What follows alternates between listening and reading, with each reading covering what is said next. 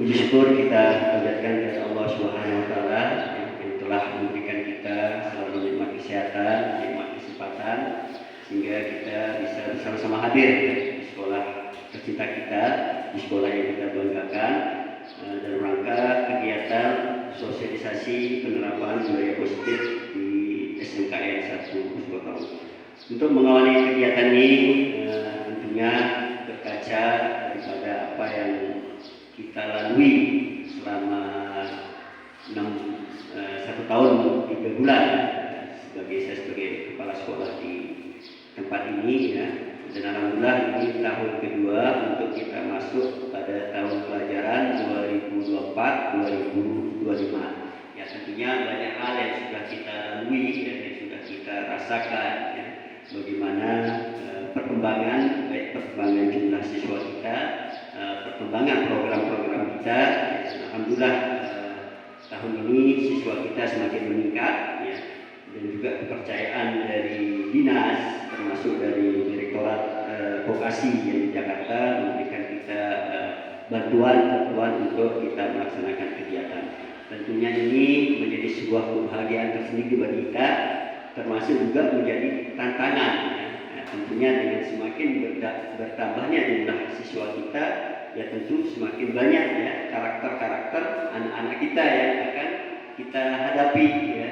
Tentunya ini membutuhkan kebersamaan kita, membutuhkan bagaimana kita mengenal karakter mereka ya, sehingga kita bisa memberikan sebuah mereka pelayanan yang maksimal ya, tentang di dunia pendidikan, tidak hanya pelayanan ilmu ya, tetapi juga pelayanan lain, terutama sekali terkait dengan bagaimana pengembangan karakter mereka ya. Terlebih lagi saat ini kurikulum kita dihadapkan namanya kurikulum merdeka ya, yang mana kurikulum merdeka ini sangat dituntut daripada inovasi kita, sangat dituntut kreasi kita ya. Terlebih lagi dengan banyaknya anak-anak kita yang sudah tidak lepas ya dari namanya gadget ini, tidak lepas dari namanya HP ya. Seperti yang kita ketahui bersama bahwa inilah menjadi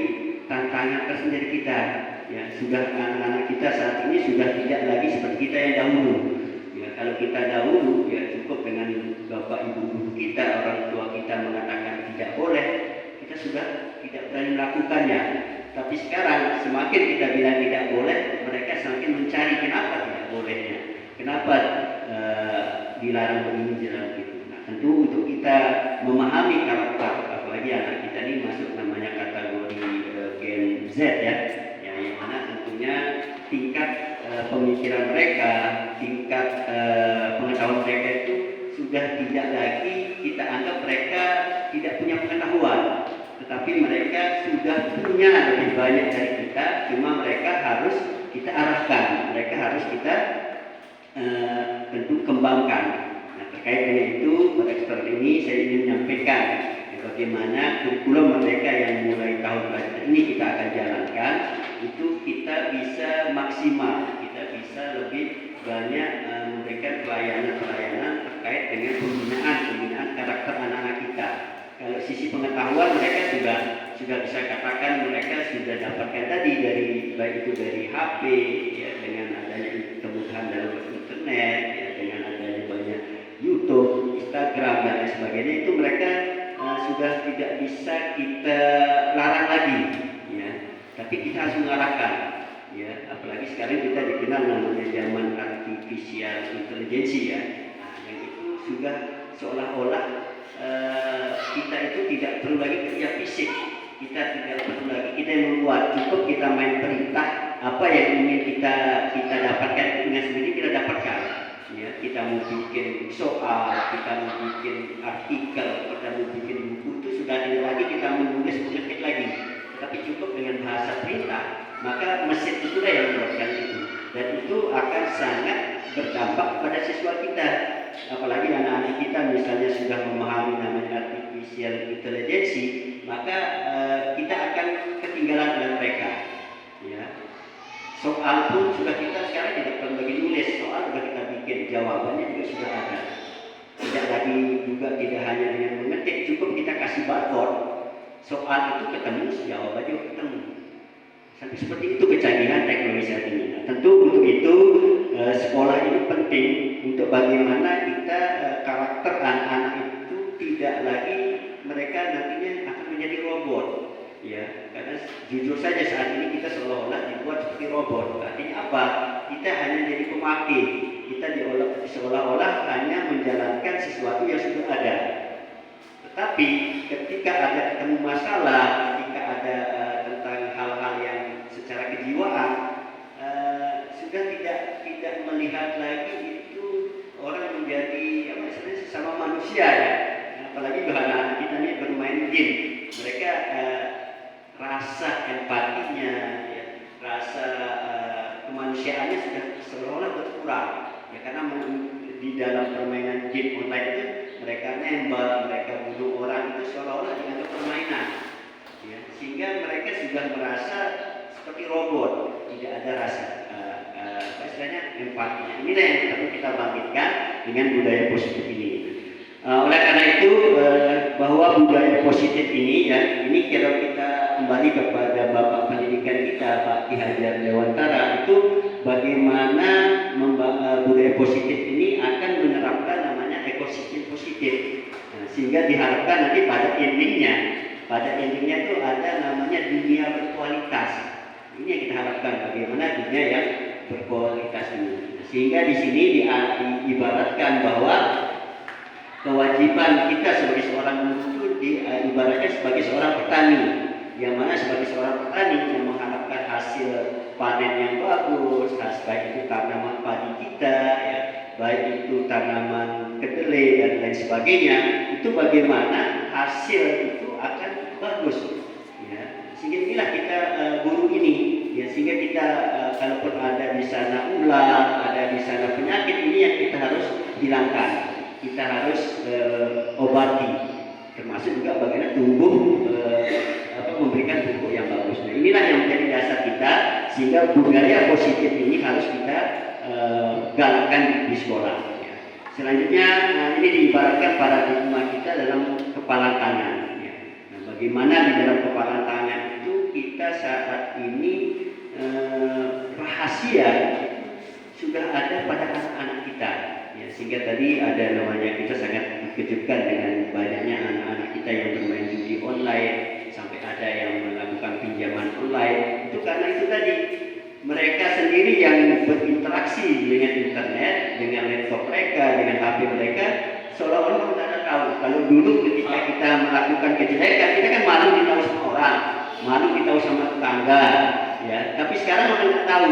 Kalau zaman dulu ketika anak itu tidak pernah keluar rumah, keluar kamarnya, anak itu baik sekali, dia tidak pernah keluar rumah, ya, dia ngaji saja mungkin di dalam kamarnya, dia tidak bergaul, ya. Tapi sekarang itu malahan terbalik, ya. Sekarang malahan orang tidak takut ditahu main game, atau takut ditahu melakukan hal-hal, ya, tidak perlu sembunyi-sembunyi malah sekarang ini. Kenapa? Ya, karena mereka sudah langsung interaksinya langsung dengan orang lain. Nah, ini yang harus kita coba membangun paradigma anak-anak kita itu, jangan sampai ketakutan mereka itu seolah-olah takut karena aturan, takut karena dimarah, takut karena orang lain, tapi ketakutan itu muncul karena kebutuhan.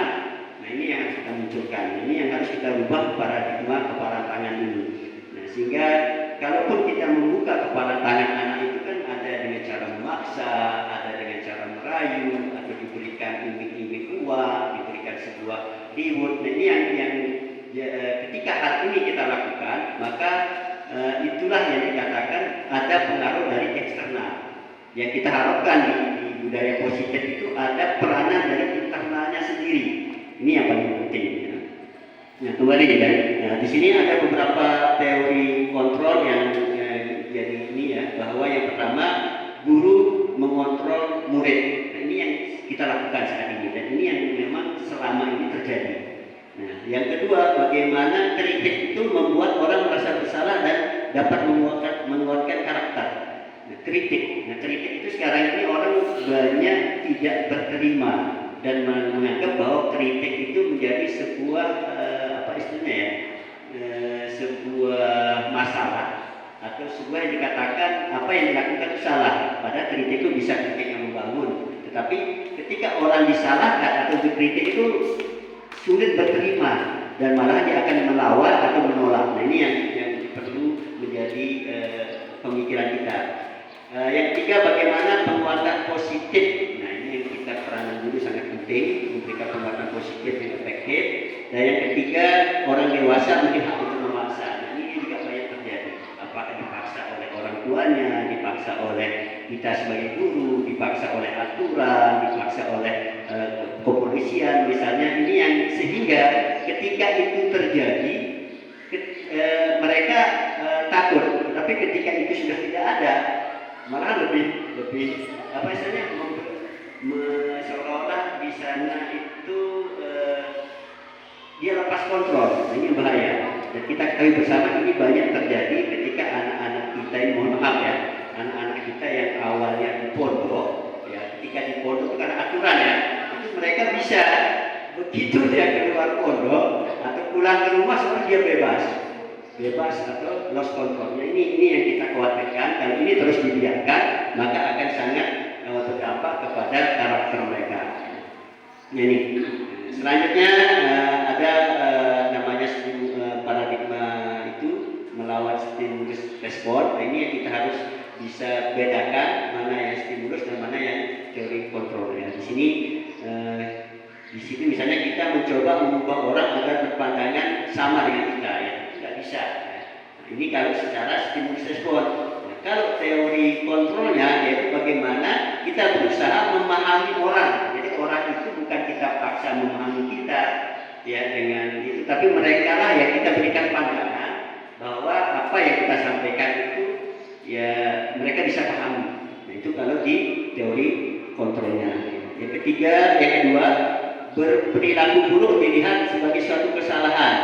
Nah, ini kadang-kadang ini yang kita harus pahami, apalagi anak-anak kita di sini kita ketahui bersama mereka berlatar belakang dari apa istilahnya kurangnya peranan orang tua di rumah untuk memberikan penguatan karakter. Banyak orang tuanya yang hanya memberikan dalam tanda kutip kebutuhan material saja ya, memberikan makan, memberikan uang jajan, itu kebutuhan material. Tetapi yang sangat dibutuhkan itu sebenarnya mereka kita harus pahami kenapa mereka melakukan sesuatu itu, karena tentu ada tujuan. Ya, ini terutama Pak Muza di Guru BK kan menemukan banyak sekali ya anak-anak itu kalaupun dia datang terlambat itu kadang-kadang mereka ada alasannya.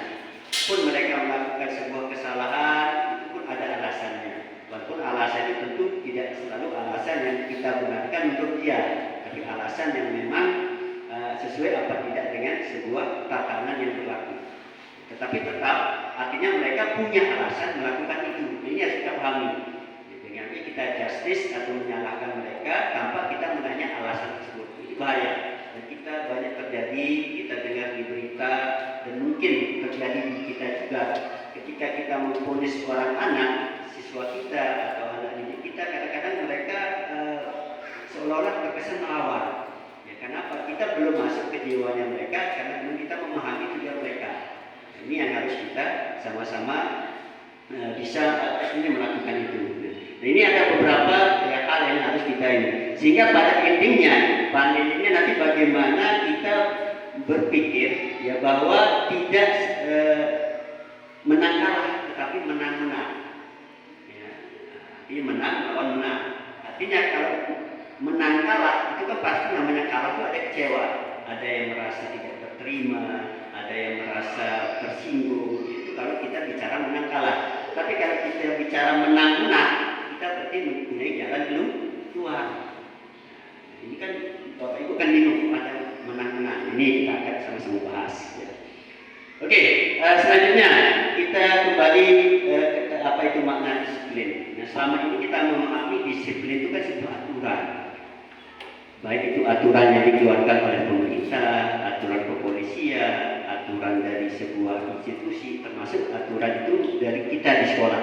Ya, kemarin kita sudah duduk bersama di sini membuat sebuah aturan, yaitu secara kurikulum merdeka itu sekarang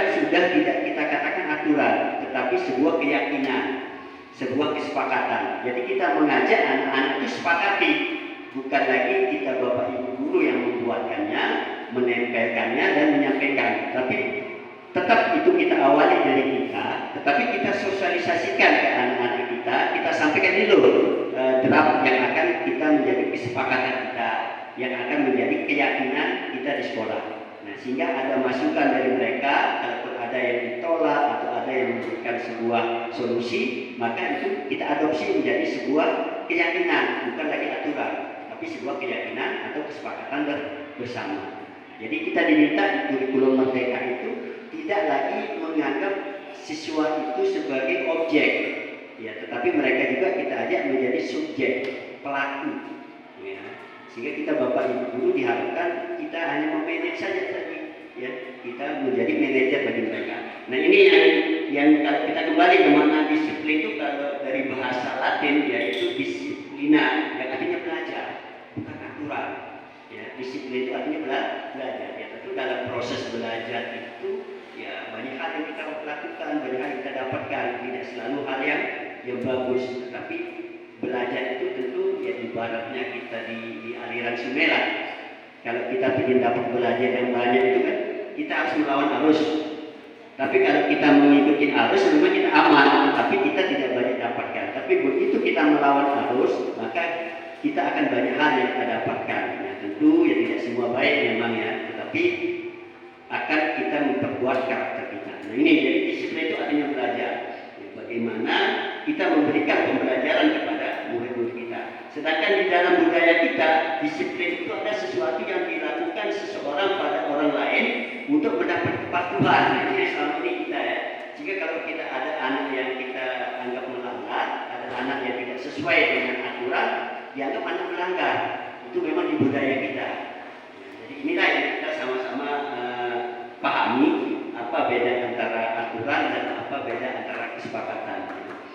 Di mana memang harapannya bagus, harapannya bahwa dengan kita memberi penekanan kepatuhan kepada siswa tadi atau kepada orang lain tadi, maka kita harapkan orang itu akan menghargai, orang itu akan memuliakan kita kasarnya, sehingga apa yang menjadi tujuan kita itu terpenuhi. Padahal anak didik kita atau orang lain itu belum tentu setuju. Dia hanya takut aja, takut nanti kalau saya tidak menolak ini saya dianggap orang yang tidak taat, ya, orang yang dianggap melawan, ya, orang yang berbeda dengan orang lain. Itu memang selama ini terjadi seperti itu. Nah, mari ini yang kita akan sama-sama coba cari apa istilahnya maknanya. Nah, jadi ini ya, kepada teori perilaku manusia itu kan ada seperti yang saya sampaikan tadi ya, ada yang namanya motivasi eksternal atau ada kontrol dari luar. Nah, ini apa itu dengan tandanya apa yang akan terjadi apabila saya tidak melakukannya. Kalau sampai itu yang terjadi, maka ada motivasi atau ada pengaruh dari eksternal. Ya. Ibaratnya kayak kita membuat aturan itu. Misalnya tidak memasukkan baju terlambat, itu poinnya begini, poinnya begitu.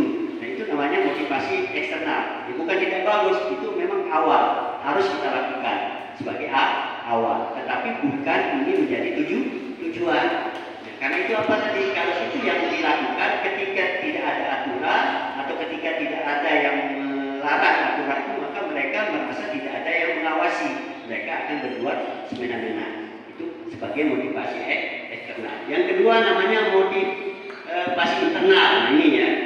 Nah, kalau motivasi internal ini jadi nggak lain lagi. Kalau tadi eksternal itu apa yang akan terjadi jika saya tidak melakukannya, maka kalau yang internal ini apa yang akan saya dapatkan kalau saya melakukannya. Beda ya. Bisa dibedakan ya Bapak Ibu ya. Ya mohon maaf ya. Ya. Harusnya internal di sini ya. Nah, yang kedua ini internal. Ya.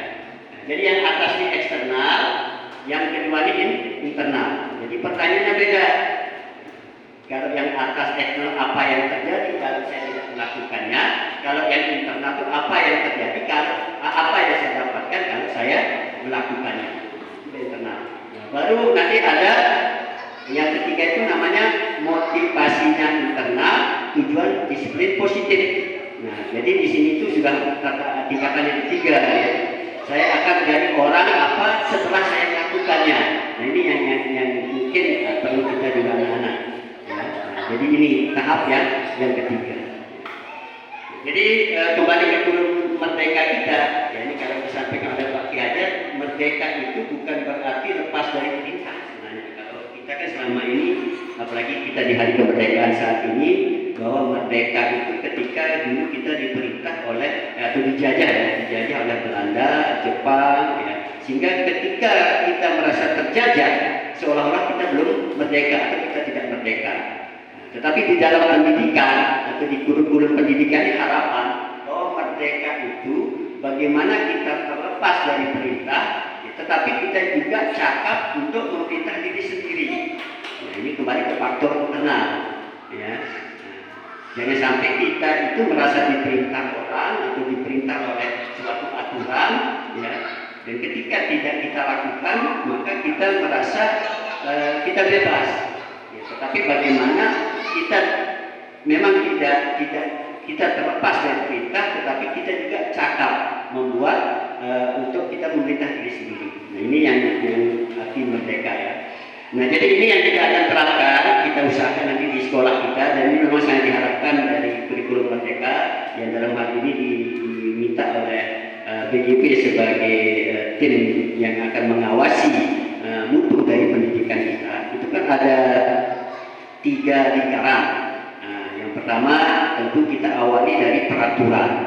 Jadi itu yang faktor eksternal tadi. Sesuatu itu kita awali dari aturan, kita awali dari sebuah pengaruh dari luar. Nah dari peraturan itulah yang kita harapkan nanti akan mengikat. Nah itu kemarin sudah diskusikan, lagi kita buat aturan. Nah aturan ini tetap nanti sebagai awal kita lakukan, baru nanti kita akan naikkan menjadi keyakinan kelas. Ya, kemarin ada aturan si A, si B, pelanggaran A, pelanggaran B, itu aturan ya. Kita awali dari sana. Nah, dari aturan itu nanti kita coba nanti bahas lagi menjadi keyakinan bahwa bukan karena aturan itu membuat mereka menjadi takut atau mereka menjadi taat, tapi itu menjadi keyakinan dia. Saya butuh itu. Ya, bukan sekolah yang menekan mereka, tapi mereka yang butuh peraturan itu atau membutuh keyakinan itu untuk kebaikan mereka sendiri. Nah sehingga ketika mereka semua anak-anak kita ini atau kita sendiri sudah membuat keyakinan kelas atau keyakinan sekolah, maka kita harapkanlah menjadi lingkungan yang positif. Berarti anak mau sholat, kita perintah suruh sholat lagi, anak buang sampah sudah pada tempatnya, tidak perlu kita perintah untuk buang sampah ke bak sampah dan lain sebagainya, karena mereka sudah merasakan bahwa itu menjadi kebutuhan mereka. Nah, sehingga terciptalah lingkungan yang positif. Nah, kalau sudah lingkungan kita positif, diharapkan menjadi budaya positif.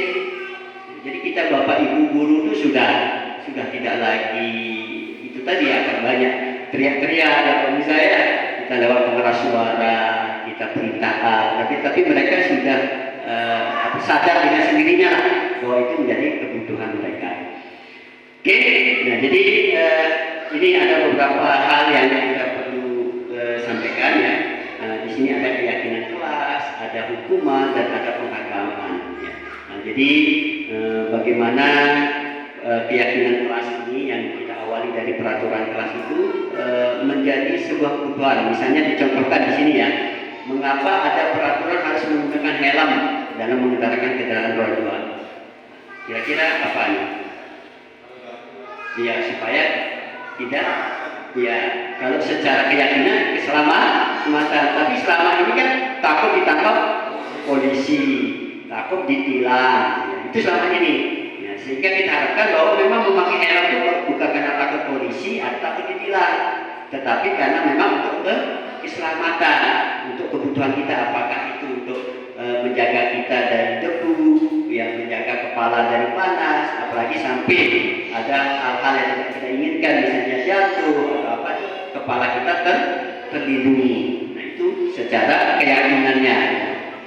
Nah ini jadi inilah yang beberapa hal yang harus kita ingatkan di anak-anak kita ya. Termasuk kita dulu mengapa harus datang tepat waktu pada saat mengikuti pelatihan, atau mengapa kita butuh pelatihan, kita butuh diklat yang mungkin selama ini kita mengikuti pelatihan diklat supaya kita ada di RHK ya, area supaya kita menjadi bukti kita ada pengembangan diri. Itu memang ya secara peraturan, tetapi secara keyakinan itu menjadi kebutuhan kita untuk pengembangan diri, untuk kita bisa belajar. Nah, ini yang dimana nanti ada penghargaan, ya tentu nilai kita baik, nilai kita dinilai oleh atasan bagus, dan pada sendirinya kalau kita yang ASN ya itu peningkatan golongan ya, peningkatan reward. Juga yang non ASN mungkin ini pegawainya baik, pegawainya rajin, jadi kalaupun ada usulan nanti atau ada permintaan data ya kita dahulukan karena dia yang rajin misalnya ya, bukan kita membedakan ya, tetapi itulah sebagai bentuk kita memberikan reward, penghargaan. Kalau kita anggap sama semua, yang rajin tidak rajin sama, ya tidak ada motivasi ya, walaupun bukan itu tujuan ya, jadi ini ya beda. Nah ini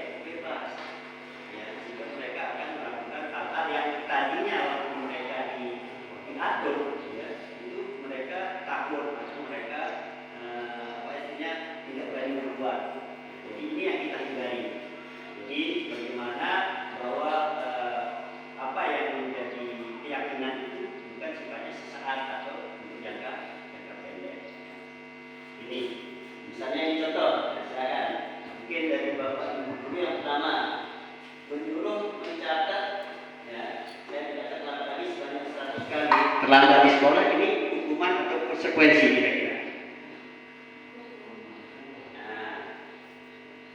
Nah, hukuman menurut saya ya mencatat tidak akan terlambat 100 kali hukuman ya. Yang kedua, menyuruh lari memilih lapangan basket 2 kali karena terlambat hadir di sekolah. Hukuman apa konsekuensi Pak Made? Hukuman ya. Oke. Yang ketiga, yang ketiga, meminta murid push up sebanyak 15 kali karena di sekolah tidak memakai masker. Hukuman ya. Oke. Yang keempat, meminta murid mengganti kertas tugas teman yang dicoret-coret. Konsekuensi. Yang kelima, meminta murid membersihkan tumpahan air di meja karena tempat tersenggol. Konsekuensi. Yang keenam, meminta murid tidak mengenakan sepatu seharian di sekolah karena sepatunya tidak berwarna hitam.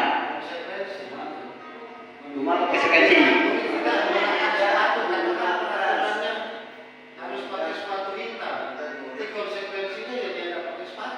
Itu ya konsekuensi ya.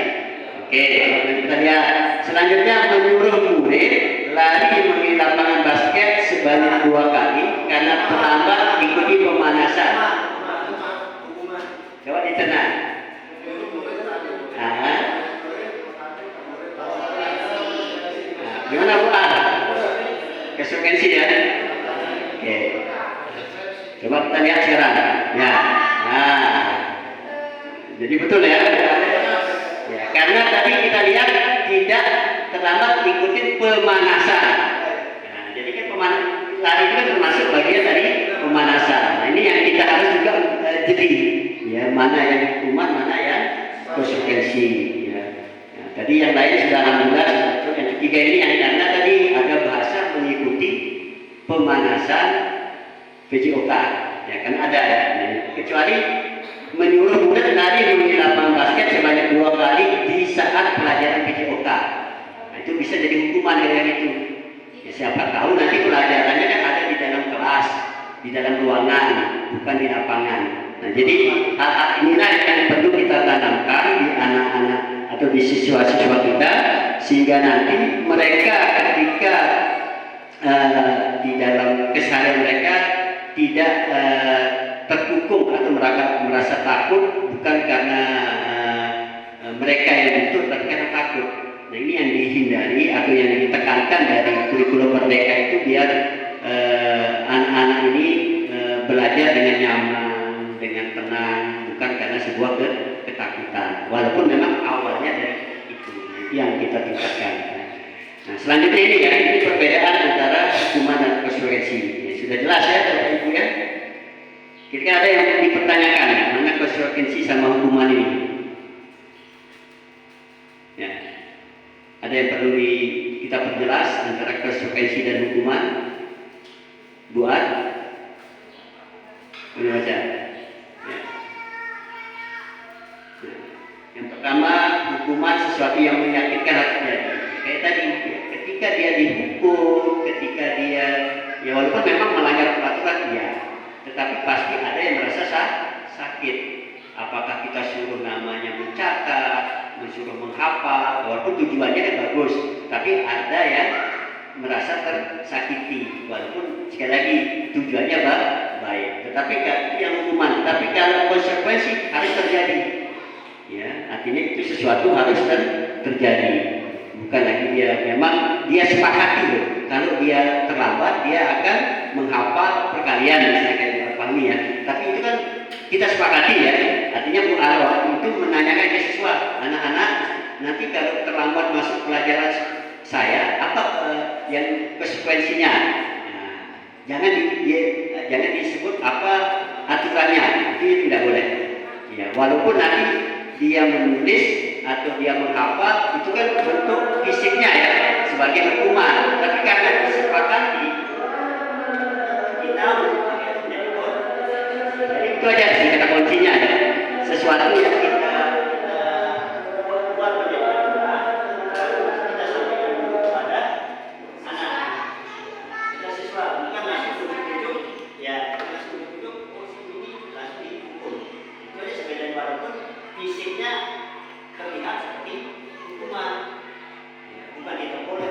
suruh push up itu bukan tidak boleh sebenarnya, tetapi karena kita sepakati menjadi konsekuensi ya boleh saja, tapi tetap kita hindari yang namanya fisik. Ya, ini karena sekarang ini kan kita terkena yang namanya undang-undang perlindungan anak ini yang mau tidak mau ini sudah menjadi istilahnya dampak bagi kita harus terjadi. Ya. Jadi seperti itu ya, Bapak Ibu paham ya apa beda antara hukuman dan konsekuensi ya. Nah, jadi terlihat seperti hukuman, tetapi begitu disepakati itu menjadi konsekuensi. Ya. Oke, nah ini 5 kebutuhan dasar manusia ya, tentu kita manusia sama. Ya, apakah itu presiden, apakah saya kepala sekolah, bapak ibu guru, ya, bapak ibu staf tata usaha, tentu sama kebutuhan kita. Kita yang pertama tentu ingin bertahan hidup. Siapa sih yang ingin menyia-nyiakan hidupnya? Tentu kita ingin hidup. Ya, nah, itu yang pertama, itu dasar kebutuhan kita. Yang kedua, kita tentu penguasaan. Ya, kita ingin didengar orang, kita ingin diikuti orang, kita ingin orang itu kita ajak kemana dia mau saja, kita bercerita dia mendengar. Itu tetap kategori penguasaan. Bukan artinya penguasaan itu hanya perintah ya, tetapi ketika orang mau mengikuti maunya kita, itu namanya penguasaan, power ya. Yang ketiga, bagaimana kita merasa diterima. Jadi kita itu kalaupun kita berbuat salah ya kita dipahami kenapa kita berbuat salah, kenapa kita melakukan ini, melakukan itu kita diterima. Selanjutnya kebebasan. Bagaimana kita bebas mau diatur, kita ini ingin loh. Ya, saya ingin begini, saya ingin begitu tanpa ada menekan. Yang terakhir ada kesenangan. Nah, ini kebutuhan dasar manusia. Begitu juga berlaku kepada murid-murid kita sama ya. Sama murid kita ya. Tidak hanya kita sebagai guru, anak-anak kita pun begitu. Sehingga kita tidak harus langsung menjudge anak kita. Itulah yang kalau di dalam pelajaran kita itu kan ada namanya kita harus mengetahui latar belakang anak ini. Ya, kita harus kenapa dia berbuat begitu, kenapa dia misalnya bajunya tidak seragam, kenapa dia di kelas suka mengganggu temannya. Nah, itu kita harus tahu. Tentu tidak kita menjustis anak itu atau menyalahkan. Kita harus tahu supaya nanti mereka tidak memberontak atau balik melawan. Ya, ini karena inilah kebutuhan 5 kebutuhan dasar manusia ini harus ada. Ya, ini ada pada diri kita manusia. Oke, nah ini. Jadi kita di Bapak Ibu ya, ini ada ya, ada 5 posisi kontrol ya. Nah, jadi kalau kita lihat kebutuhan tadi misalnya ya, ini ada pertanyaan, ibu guru bilang aku tidak bersenandung, ibu gurunya menurut tidak bersenandung sewaktu mengerjakan tugas. Katanya kelas harus tenang, tidak ada suara, padahal aku akan suka dan senang menyanyi. Ini kebutuhan apa ya? Dari 5 kebutuhan rasa senang, kebutuhan bebas, kebutuhan bertahan hidup, kebutuhan penguasaan, nah kebutuhan rasa senang. Kesenangan ya, berarti kebutuhan kesenangan. Yang kedua, ibu guru tidak menyapa aku hari ini padahal aku pakai jepit rambut baru. Kebutuhannya apa? Nah, merasa dihargai atau diterima? Ya. Apa tadi? Coba lihat, apa ini? Nah, merasa diterima. Yang ketiga, aku bosan masa belajarnya cuma gitu-gitu saja, dengerin ibu guru aja. Apa kira-kira? Kebutuhan apa ini? Kebebasan, kesenangan, atau merasa kebebasan. Nah, ini ya. Jadi kita tidak bisa salahkan anak ya ketika kita melihat ini loh. Nah, ini yang kita perlu cari solusinya. Yang ketiga, yang keempat ya, aku sebel gambarku tidak rapi, malah ibu guru nunjukin ke teman-temanku di depan kelas. Dia marah di gambarnya ini kan jelek, kayak ini, tapi bapak ibu gurunya kok ditunjukin teman-teman ini seolah-olah ya. Apa? Ya, jawab kembali. Apa? Merasa diterima, dihargai. Ya, mau jelek apapun gambarnya memang begitu kan. Nah, jadi ini yang kita bapak ibu guru coba kita mencoba untuk memang ini sekali lagi tujuannya sangat bagus di Merdeka Belajar ini, tapi kita butuh waktu. Nah, butuh waktu tidak. Memang seperti yang saya sampaikan di awal tadi, memang kita awali dari peraturan, tapi kita harapkan peraturan ini nanti kita sepakati dengan siswa menjadi keyakinan, bukan hanya sebatas aturan. Nah ini, jadi ini yang 5 posisi kontrol yang kita sebagai bapak ibu guru, ya ini kita diskusi di mana disiplin positif, bagaimana perasaan saat itu, di mana posisi Anda saat ini. Nah ini yang perlu kita diskusi yang ini. Nah, jadi ada 5 posisi kontrol ini ya, bahwa kita itu bisa menjadi penghukum, bisa menjadi pembuat rasa bersalah, bisa menjadi teman, bisa menjadi pemantau, dan bisa menjadi manajer. Nah, jadi 5 posisi ini kita harus di dalam di siswa kita ini harus kita bisa apa istilahnya tempatkan diri kita di mana. Walaupun sangat diharapkan posisi kita ini sebagai manajer, sangat diharapkan sebagai manajer. Ya. Nah, jadi ini apa bedanya kira-kira penghukum tuh, Bu Aminah? Penghukum itu kira-kira apa? Kita terkesan akan membuat anak takut kan? Ya. Karena kita misalnya mengerjakan PR, besok saya PR saya tidak saya kerjakan, besok saya tidak berani masuk apa karena PR saya belum kerjakan, saya takut dihukum misalnya. Berarti kan anak itu sudah kita membuat sebagai penghukum. Yang kedua, membuat rasa bersalah. Nah ini yang ini misalnya, ayo kamu bapak saya, ibu gurumu, bapak gurumu sudah capek-capek menjelaskan di depan, kok kamu bermain-main di belakang. Nah, itu seolah-olah berarti anak itu akan merasa bersalah. Nah itu membuat rasa bersalah. Atau saya tidak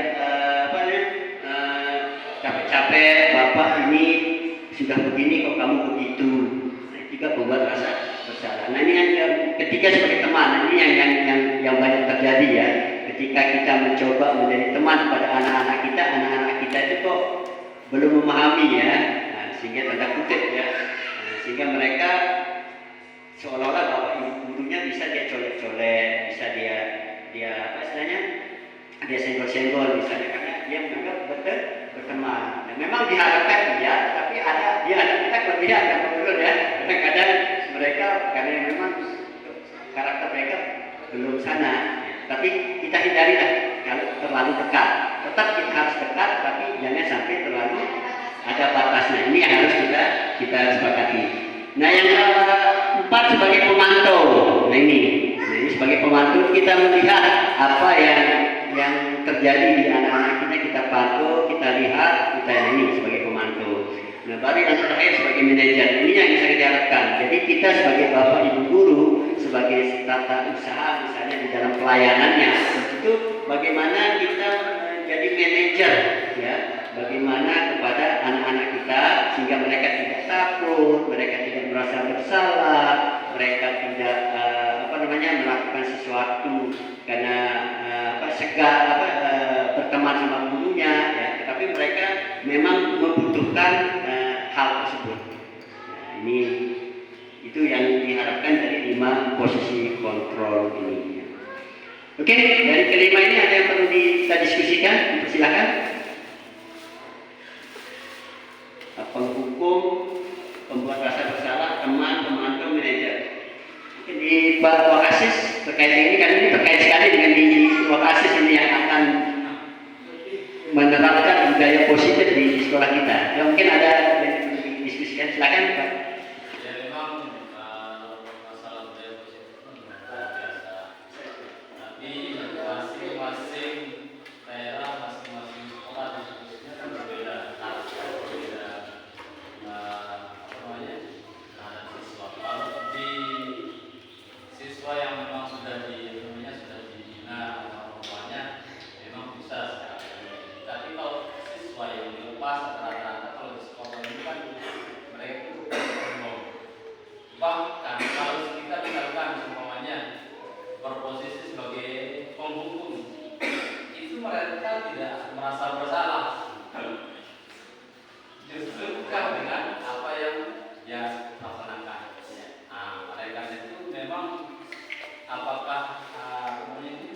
Hal yang demikian yang begini ini bisa dilakukan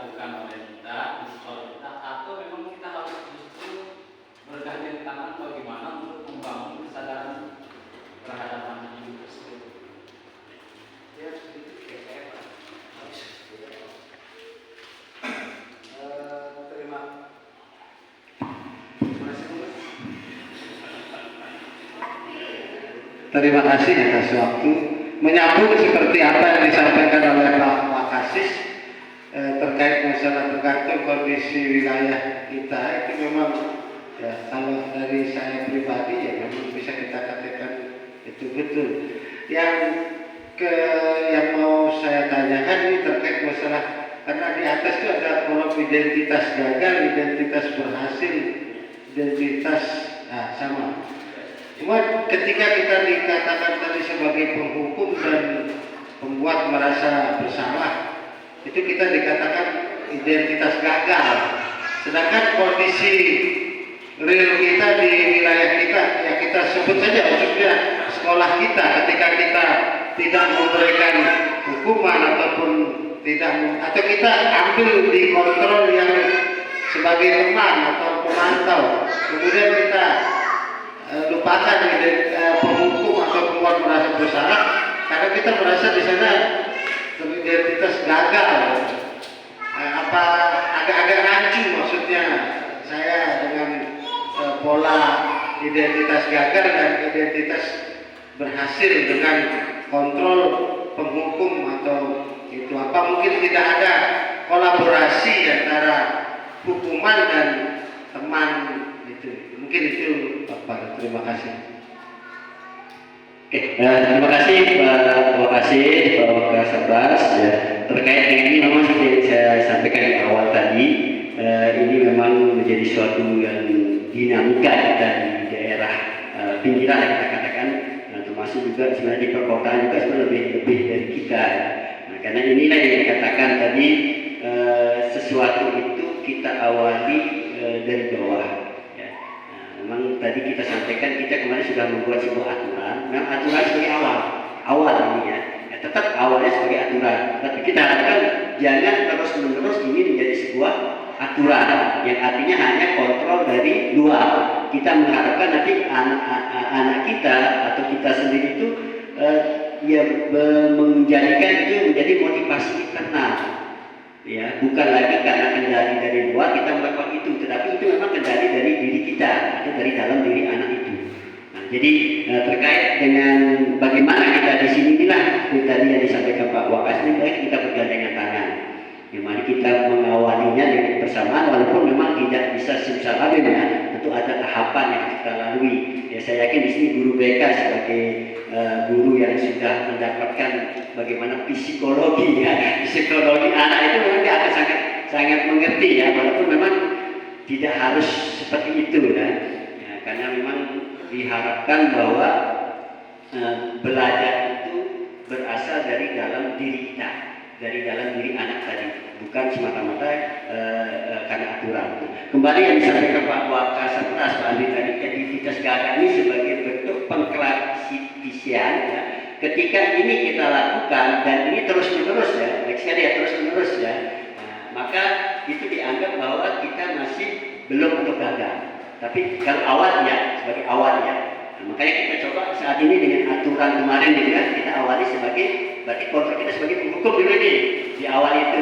Nah itu akan kita tingkatkan bagaimana pelan-pelan menjadi pembuat rasa bersalah dan akhirnya nanti bisa menjadi manajer. Jadi tahapan kan.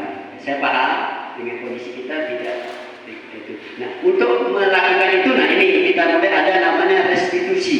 Nah inilah yang menjadi hal yang harus kita lakukan nanti. Restitusi ini bagaimana menciptakan kondisi bagi murid untuk memperbaiki kesalahan. Ya, kalau hukuman tadi kan dia tidak diperbaiki, ya dihukum, ya sudah selesai dihukum. Bisa jadi besok anak itu akan mengulangi lagi. Nah, tapi dengan restitusi ini diharapkan kalaupun berulang kembali kesalahannya, anak itu memperbaiki dirinya sendiri atau menyadari sebuah kesalahan. Nah, jadi seperti yang saya sampaikan juga Ibu Arfahmi tadi yang kita samakan, fisiknya anak kita hukum, tetapi begitu disepakati maka itu tidak menjadi sebuah hukuman, tapi menjadi kesepakatan. Nah, jadi ini ya, itu nanti kita lakukan dengan restitusi. Awalnya dari hukuman, nanti ada proses restitusi untuk bisa membantu anak itu ya. Nah ini ya, jadi ini fungsinya ada namanya segitiga restitusi. Bagaimana kita anak tadi dia berlaku salah, tapi dia menebus kesalahannya, dia bisa memperbaiki hubungannya, bisa bisa sifatnya ada tawaran, tidak dipaksa, tetapi ada tawaran menuntut anak untuk melihat dirinya sendiri menjadi kebutuhan dasar dan fokus pada solusi. Jadi ini ya segitiga restitusi. Jadi ada 3 hal yang penting untuk kita mulai melatih ya. Ini kita Bapak Ibu guru sama-sama kita coba nanti berlatih. Yang pertama segitiga ada 3 hal yang harus dilakukan. Yang pertama menstabilkan identitas. Yang kedua memvalidasi yang salah. Yang ketiga menanyakan keyakinan. Misalnya si A, anggap kemarin kayak kejadian si anak kita Pak Musa pada si siapa pada yang dipukul tuh si Azka ya, dipukul oleh si Satria. Artinya kita tidak bisa memponis si Satria salah yang memukul atau si Azka benar karena dipukul, tidak bisa kita ponis begitu. Nah itu bisa kita lakukan dengan segitiga restitusi. Kita tanyakan dulu. Pertama kita panggil si Satria misalnya. Ya, misalnya Satria kita tanya, misalnya kita panggil, kita ajak ke ruangan kita langsung aja kita ajak diskusi, tanya dulu, kita stabilkan dia ya. Dapat informasi, misalnya kemarin kamu si Satria pukul si Rizka misalnya ya, itu kenapa kamu pukul misalnya kayak gitu. Kita tanyakan dulu alasannya dia melakukan hal tersebut. Baru setelah itu baru kita tanyakan memukul itu baik apa tidak. Nah itu namanya kita memvalidasi tindakannya. Ya, kalau dia bilang salah, berarti dia merasa bersalah, dia akui bahwa itu kesalahan. Tidak ponis dia memukul orang kalau salah itu ya. Nah, itu yang namanya kita memvalidasi tindakannya. Tentu kamu memukul apa alasannya? Mungkin ceritanya kemarin kan karena dia tidak si Rizka ya, artinya bapaknya itu kan walinya mengatakan dia diminta tapi tidak mengasih ya, sehingga si Satria memukul kan. Apakah betul apa tidak Satria itu kan? Bisa jadi ada hal lain yang disampaikan. Itu namanya validasi. Ketika dia mengaku itu salah, barulah kita kembali ke aturan yang kita buat kemarin kan Pak Ustaz, bahwa kalau bertengkar poinnya ini itu menjadi bukan peraturan intinya. Kita kan ada keyakinan bahwa kalau berkelahi bertengkar itu ada. Dia akan nyebut sendiri kan, bukan kita yang nyebut. Nah itu yang namanya dia melanggar, ada nilai-nilai dilanggar. Jadi sudah ada aturan lagi, tapi ada nilai yang dilanggar. Jadi seperti itu ada 3 hal yang kita lakukan di segitiga restitusi. Mungkin ada yang ditanyakan tentang segitiga restitusi, Pak Muza namanya di BK ini, bagaimana memahami segitiga restitusi 3 tindakan ini? Ya.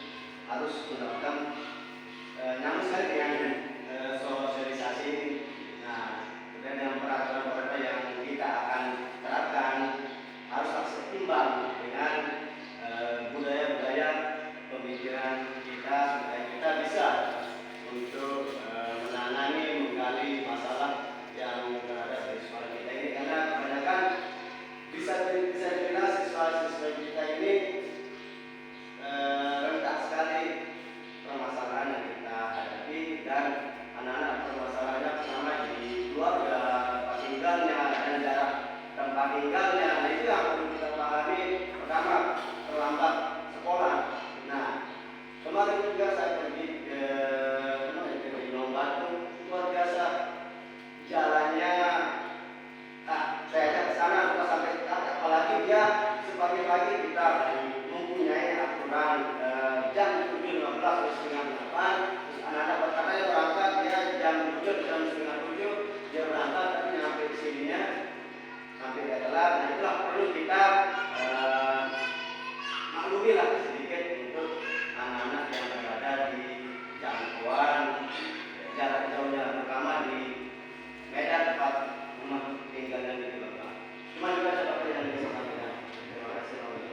Waalaikumsalam. Terima kasih Pak Muza.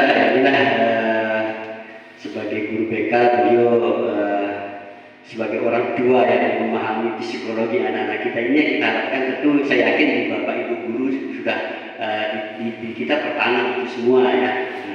Ini yang kita coba sama-sama nanti pelan-pelan ya dengan apa yang sudah kita lakukan bersama Pak Wakasis kemarin kita membuat sekali lagi kita sepakati yang peraturan itu. Jadi saya harapkan nanti peraturan itu kita sosialisasikan Pak Wakasis, kita sosialisasikan walaupun kita tempel kita buat banner besar yaitu sebagai peraturan dulu yang mana nanti lama-kelamaan kita harapkan menjadi keyakinan yang menjadi dasar bahwa anak-anak itu melakukan sesuatu itu karena bukan lagi karena peraturan tapi mereka menjadi kebutuhan mereka. Nah, jadi kira 3 hal yang harus kita mencoba nanti ya Bapak Ibu ya sama-sama maksudnya untuk para sekolah untuk kita coba budayakan budaya positif ini bagaimana kita menerapkan di anak-anak kita itu menggali apa yang mereka rasakan, apa yang mereka alami itu supaya kita tidak selalu atau kita tidak langsung menjudge kesalahan mereka.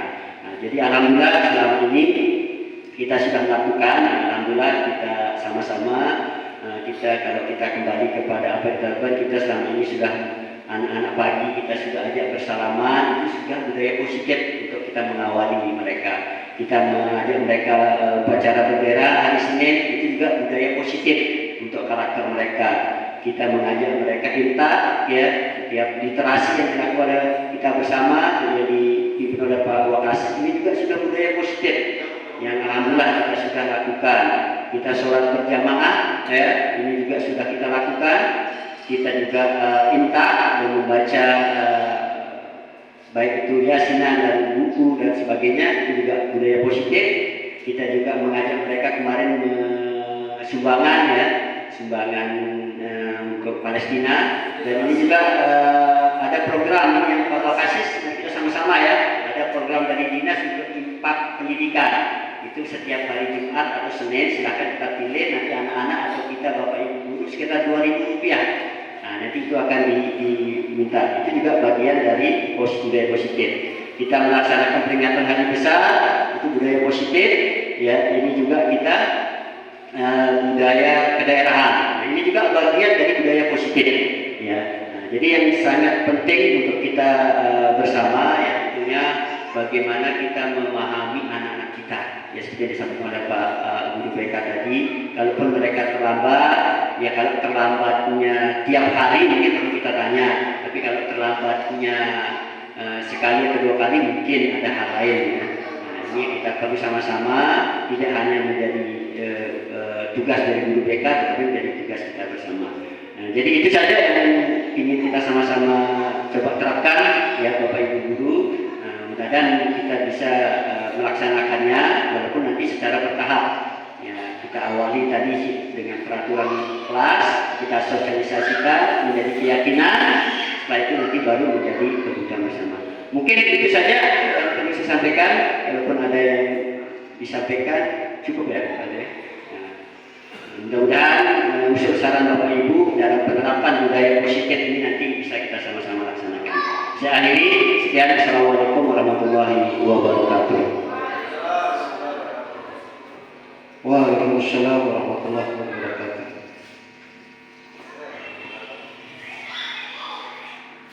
Baik Bapak Ibu, terima kasih kami sampaikan kepada Bapak Kepala Sekolah yang sudah menyampaikan terkait masalah materi budaya positif di SMK Negeri 1 Sekotong. Semoga dari pemaparan materi yang tadi sudah disampaikan bisa menjadi acuan dan motivasi kita bersama untuk selalu bisa menerapkan hal-hal positif di lingkungan kerja SMK Negeri 1 Sekotong, baik untuk kita sebagai rekan kerja dan lebih-lebih kepada siswa kita, siswa SMK Negeri 1 Sekotong yang imbasnya juga bisa kita salurkan kepada masyarakat yang ada di wilayah Sekotong. acara selanjutnya mungkin untuk diskusi sudah cukup karena tadi sudah langsung diskusi. Pak Muza sudah. Baik Bapak Ibu yang kami hormati, acara terakhir adalah penutup. Untuk itu mari kami mohon kesediaan Bapak Ustadz Zohri untuk memimpin doa. Warahmatullahi wabarakatuh. Untuk menutup kegiatan hari ini, mudah-mudahan kepada Allah Subhanahu wa Ta'ala kita bisa bersama-sama membangun SMK ini lebih baik. A'udzubillahi minasyaitonir rajim. Bismillahirrahmanirrahim. Alhamdulillahirabbil alamin. Wassalatu wassalamu ala rasulillah ajma'in. Allahumma shalli ala sayyidina Muhammad wa ala ali sayyidina Muhammad. Allahumma ighfir lana dhunubana wa liwalidina. Allahumma ighfir lana dhunubana wa liwalidina. Allahumma ighfir lana dhunubana wa liwalidina. وارحمهم كما ربونا صغارا ولجميع المسلمين والمسلمات والمؤمنين والمؤمنات والمؤمنات. اللهم اجعلنا واجعل اولادنا من اهل العلم ومن اهل الخير ومن اهل الطاعه حبك وحبك ونبيك ورسولك سيدنا محمد صلى الله عليه وسلم. اللهم فقهنا وفقه اولادنا في الدين وعلمنا التاويل واجعلنا من عبادك الصالحين. ربنا اتنا في الدنيا حسنه وفي الاخره حسنه وقنا عذاب النار. سبحان ربك رب العزة عما يصفون وسلام على المرسلين والحمد لله رب العالمين. السلام عليكم ورحمة الله وبركاته. Dengan berakhirnya doa maka berakhirlah seluruh rangkaian acara kita pada siang hari ini. Terima kasih atas perhatian Bapak Ibu dan mohon maaf atas segala salah dan hilang. Kami akhiri. Wabillahi taufiq wal hidayah. Wassalamualaikum warahmatullahi wabarakatuh. Selamat siang.